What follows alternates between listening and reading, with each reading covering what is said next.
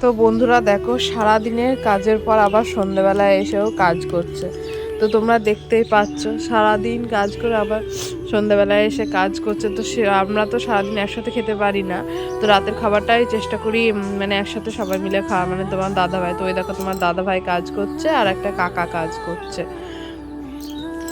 তো আমি তো কি করব এবার, আমি যেহেতু আমরা দুবার রান্না করতে হয়, সেজন্য আমি ভাত রান্না করছি আর ভাবছি যে কখন ওর কাজ শেষ হবে তারপর আমরা একসাথে খেতে বসবো।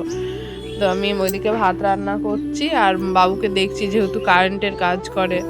তো তোমরা ভিডিও দেখে বুঝতে পারছো যে তোমার দাদাভাই কি কাজ করে। তো সকালে যেহেতু রান্না করতে হয়, শীতের সময় সময় পাওয়া যায় না, তার জন্য কপিটা ভাবলাম রাতেই কুটে নিই। তো এদিকে কপিটা কুটে নিচ্ছি। তো দেখো, ভালো তো লাগছে না, কিন্তু কি করবো, এই দেখো পুরো কপি কুটা হয়ে গেছে আর এই যে তোমার দাদা ভাই কাজ করছে আর আমি আর বাবু দাঁড়িয়ে দাঁড়িয়ে দেখছি। তখন 10টা বাজে, ও যেহেতু গ্যাসের সমস্যা, দেরি করে খেলে আবার গ্যাস হয়ে যায়। তো আমি আর বাবু দাঁড়িয়ে দাঁড়িয়ে, কিন্তু বাবুকে খাইয়ে দিয়েছি, বাবুকে 8টার মধ্যেই খাইয়ে দিয়েছিলাম।